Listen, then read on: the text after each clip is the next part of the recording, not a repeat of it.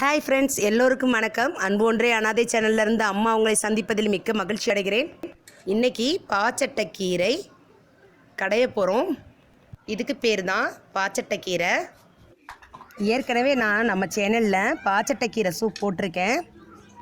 நீங்கள் டிஸ்கிரிப்ஷன் பாக்ஸில் போய் பாருங்கள், அந்த லிங்க்கை கொடுத்துருக்கேன்.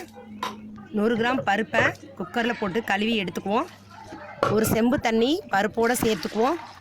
நறுக்கிய ஒரு தக்காளி, ஒரு வெங்காயம், மஞ்சத்தூள் 1 ஸ்பூன், பெருங்காயம் கொஞ்சம், வெள்ளைப்பூடு பல் 3, தேவையான அளவு உப்பு, அதோடு கீரையும் சேர்த்துக்குவோம். பாச்சட்டைக்கீரை.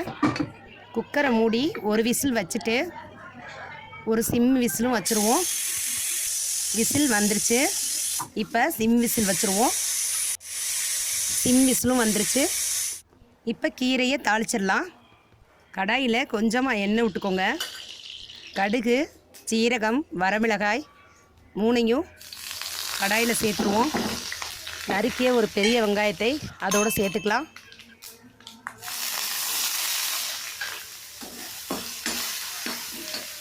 நல்லா வதங்கிருச்சு. இந்த கீரையில் நன்மைகள் ஏராளம். இப்போ குக்கரை ஓப்பன் பண்ணிடலாம்.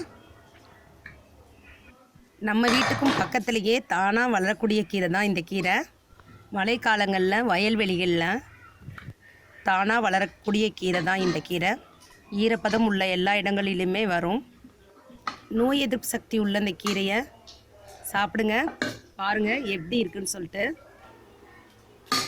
சுவையும் மனமும் நிறைந்த இந்த கீரையை கண்டிப்பாக செய்து சாப்பிடுங்க. இப்போ கீரையை பவுலுக்கு மாற்றிடலாம். இந்த கீரையை சாதம், இட்லி, தோசை, சப்பாத்தி இப்படி எல்லாத்துக்குமே சாப்பிட்லாம். ரொம்ப சுவையாக இருக்கும். குழந்தைகளுக்கு சாதத்தோடு இந்த கீரையை சேர்த்து நெய் விட்டு சாப்பிட்டா ரொம்ப நல்லா சாப்பிடுவாங்க.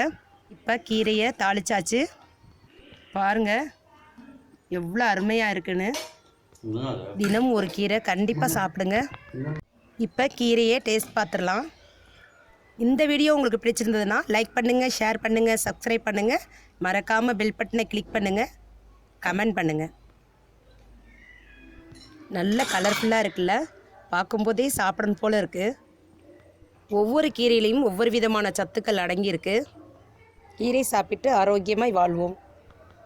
சூப்பராக இருக்குது. நீங்களும் செய்து சாப்பிடுங்க.